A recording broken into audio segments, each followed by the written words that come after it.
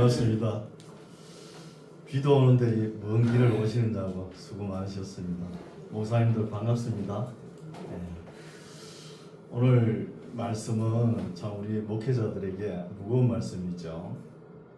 그래서 구약에서 출애굽기 19장 5절에서 6절 말씀 보면은 세계가 다 내게 속하였나니 너희가 내 말을 듣고 내 언약을 지키면 너희는 열국 중에서 내 소유가 되겠고 너희는 내게 대하여 제사장 나라가 될지라 이렇게 말씀하셨거든요.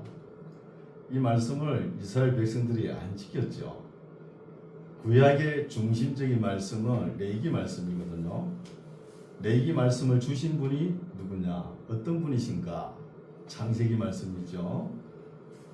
그리고 레위기 말씀이 주어지기 전 역사, 출애굽기 말씀입니다.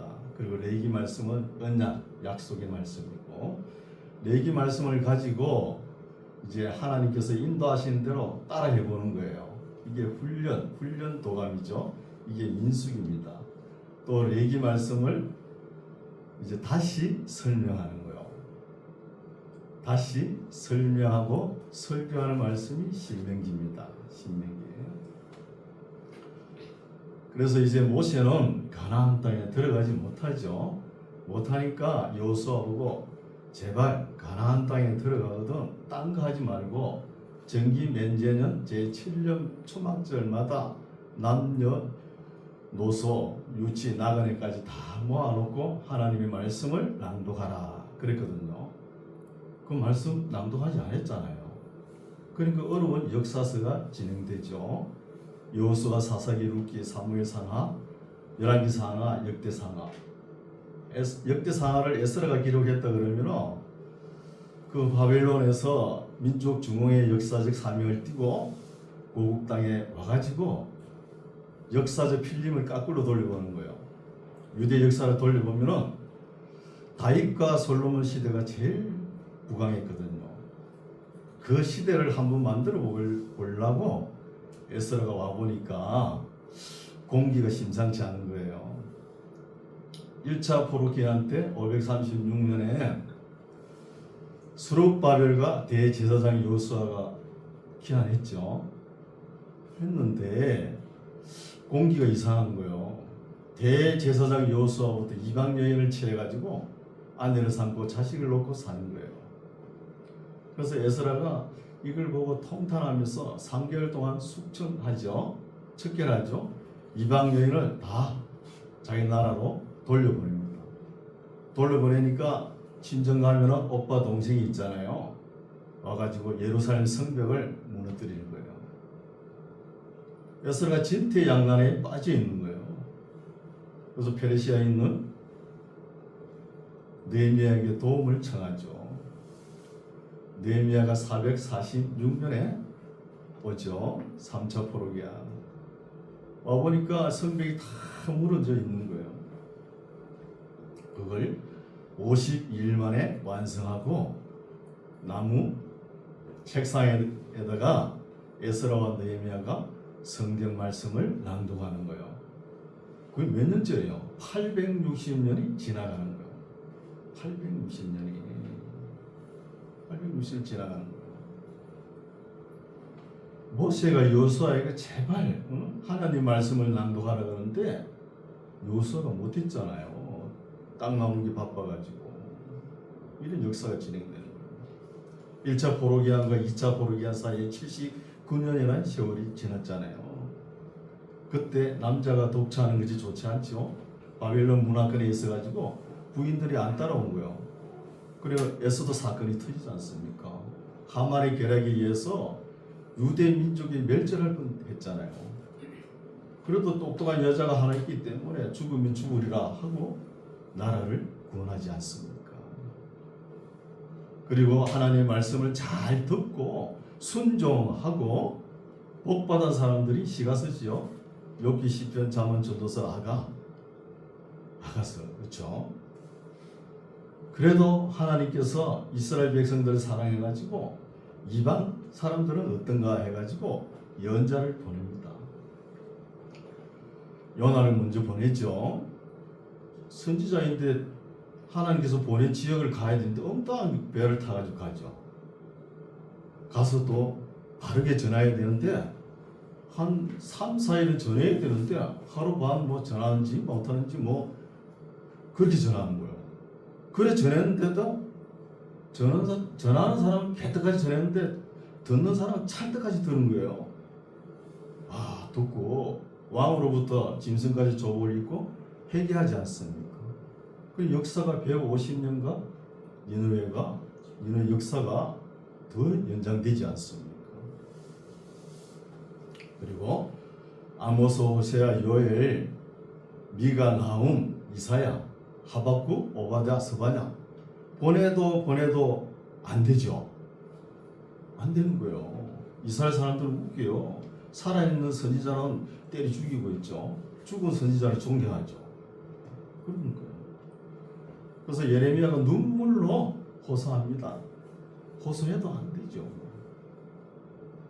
눈물로 호소해도 안 되니까 하나님께서 우시는 거예요. 예레미야 애가에 하나님께서 통곡하시잖아요. 그럼 바벨론 잡혀가야죠. 뭐 가야 되죠. 바벨론 가면 누가 했습니까? 다니엘이 먼저 가했죠. BC 606년에 가했잖아요. 가했고 또 에스겔이 597년에 또 잡혀갔잖아요. 가서 에스겔서를 보면 하나님께서 너무 진노하시죠. 그래서 3차 포로 시드기야 눈알이 뽑혀가지고 질질 끌려가지 않습니다. 그런 역사가 또 진행되거든요.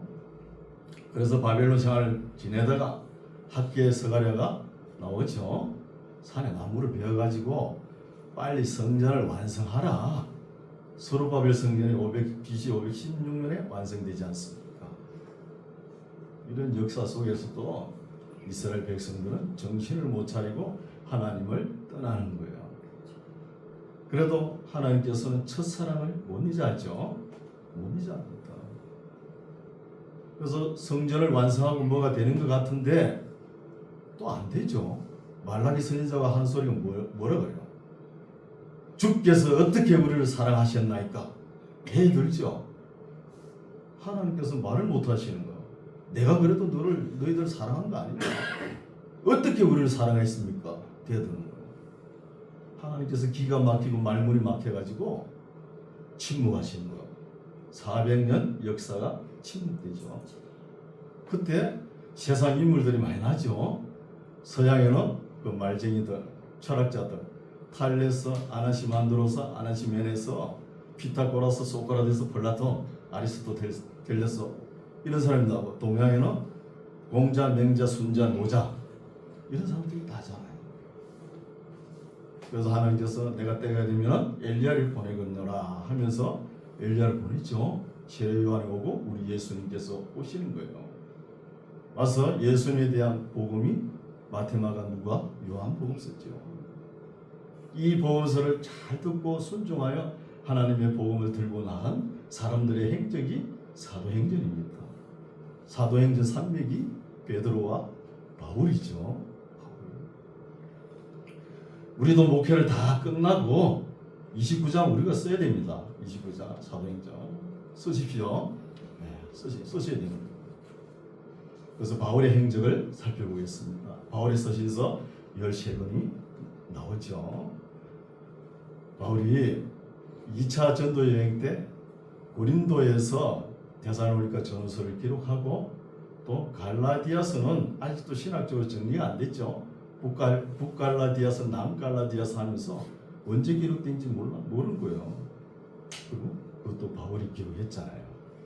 그리고 3차 전도 여행 때 에베소 교회에서 고린도 전후서 기록하고 고린도 교회에 가서 로마서를 기록해가지고 베베 집사의 손에 들려주고 로마를 보내고 자기는 예루살렘에 연고를 가져가지요.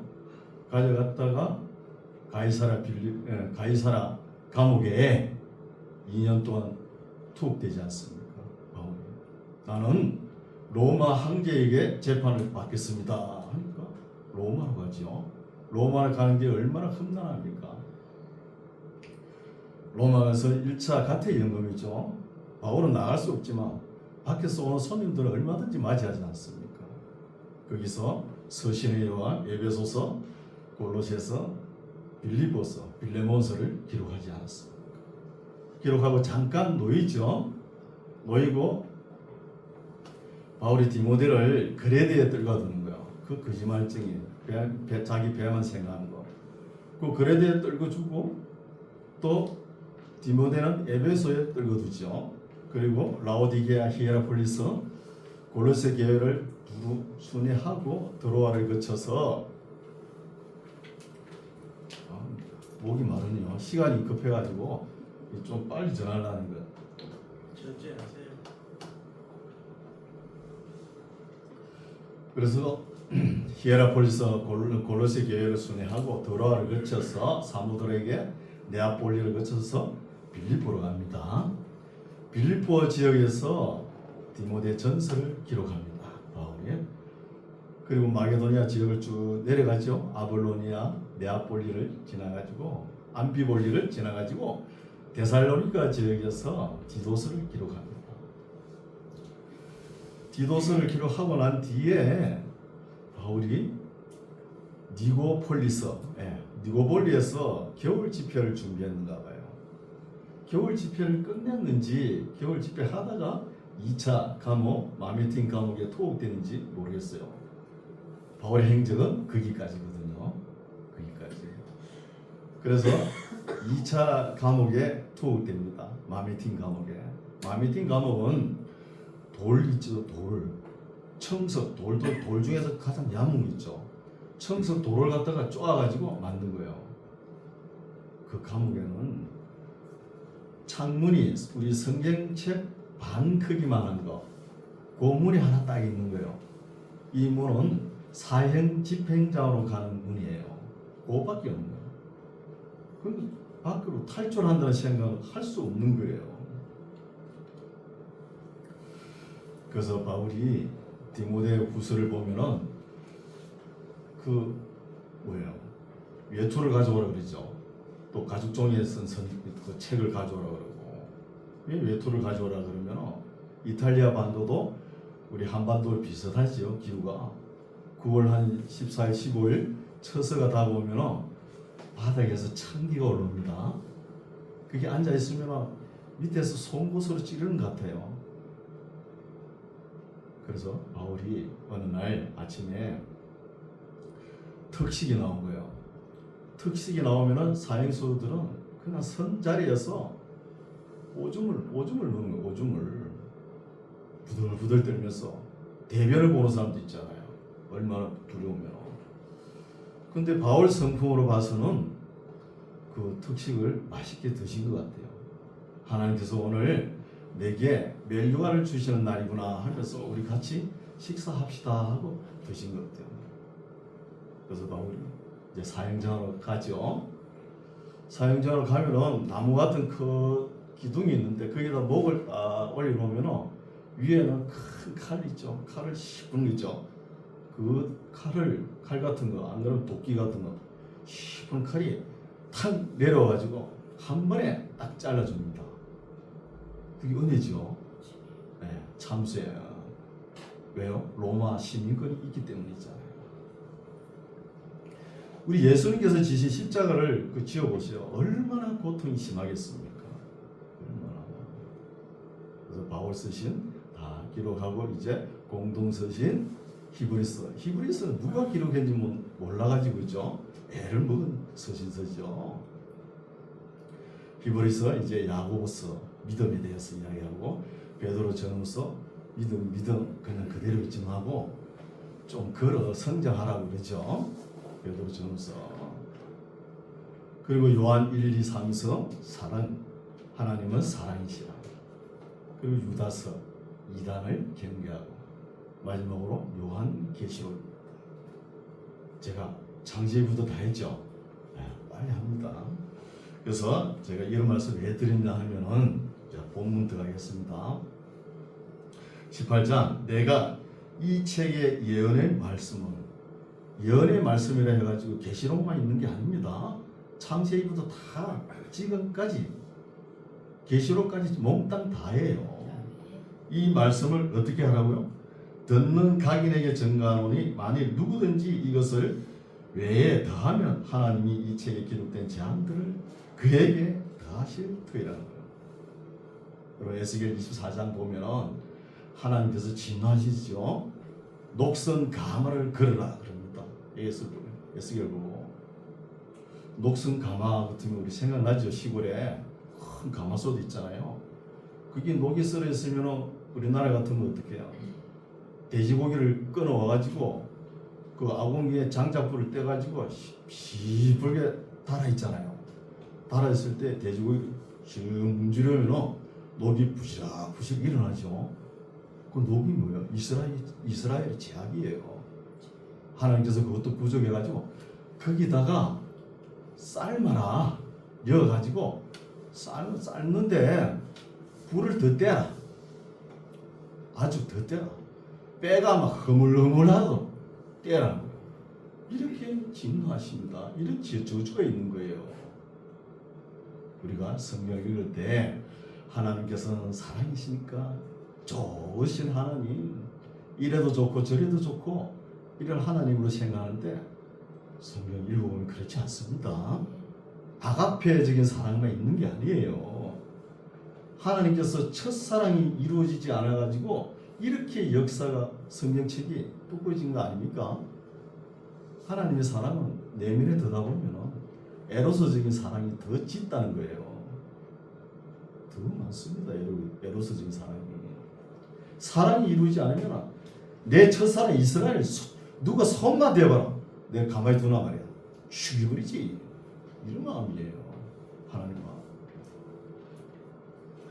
그래서 하나님 말씀을 더하면 하나님이 이 책에 기록된 재앙들을 그에게 더하실 터이요. 만일 또 누구든지 이 책의 예언의 말씀에서 제하여 버리면 빼버리면 하나님이 이 책에 기록된 생명나무 우리가 어디서 놓쳤죠? 창세기 2장 9절에서 놓쳤잖아요. 근데 계시록에 와서 있죠. 22장 1절에 있습니다. 또 저가 수정같이 맑은 생명수 강을 내게 보이니 하나님과 및 어린 양의 보좌로부터 나서 길 가운데로 걸으더라. 강 좌우에 생명나무가 있어 12가지 실과를 맺히되 달마다 그 실과를 맺히고 그 나무 잎사귀들은 만국을 소성하기 위하여 있더라는 거예요. 우리가 목사님들 다 천국 갈 거죠? 안 갈 사람 아무도 없죠? 다 천국 가면은 12진중을 열고 쫙 들어갈 거 아닙니까? 들어가면 생명수 강이 쫙 흐르는 거예요. 그 좌우에는 생명나무가 있는 거예요. 거기에 열매가 열리죠. 이 생명나무 열매를 먹어야 우리가 천국 가는 거예요. 여기 와서 따먹는 거예요. 생명나무. 창세기 2장 9절에 놓친 거. 그때 분명히 선악과를 아는 나무와 생명나무 있었잖아요. 그거 놓쳐버렸잖아요. 여기 와서 안 먹어야 되는 겁니다. 왜냐면 하나님이 이 책에 기록된 생명나무와 및 거룩한 성에 참여함을 제하여 버리시리라. 또 거룩한 성이 있죠. 새 예루살렘. 네, 이 성이 있습니다.